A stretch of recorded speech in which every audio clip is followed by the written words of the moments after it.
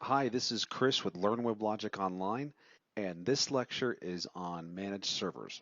This is going to be a short lecture since there's not really much to talk about, but it is an important lecture. So what is a managed server? A managed server hosts the applications that you want to run, your business applications and their components, including web services and any resources that those applications use. So for instance, data sources and JMS modules like JMS destinations, JMS servers, those resources are deployed to a managed server. And applications that are deployed on a managed server can have access to those resources. When a managed server starts up, it connects to the domain's admin server and downloads the latest configuration, specifically the config.xml. This allows the managed server to run autonomously from the admin server.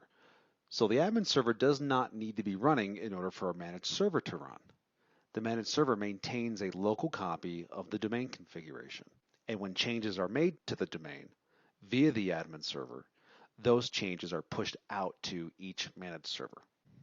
In production environments that require increased application performance, throughput, or high availability, you can configure managed servers to operate in a cluster.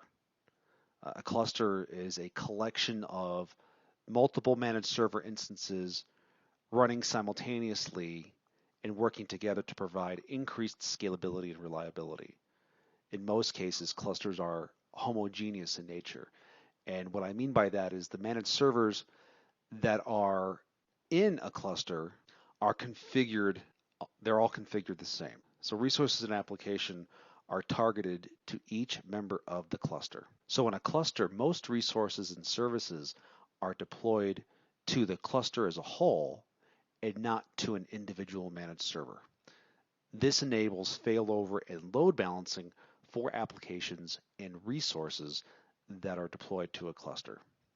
The key difference between clustered and non-clustered managed servers is support for this failover and load balancing.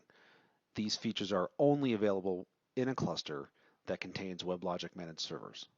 So configuring a managed server is really simple. There's only three parameters that you have to define at a minimum. That is the logical name, so the name of your managed server, the listen address, and this is even optional, but you should always define a listen address, which is the network address that the managed server will bind to, and the listen port, the port that the managed server will accept incoming requests on. Now there are many other configuration options for a managed server, but these are the three primary ones that I'm going to show you in the upcoming lab.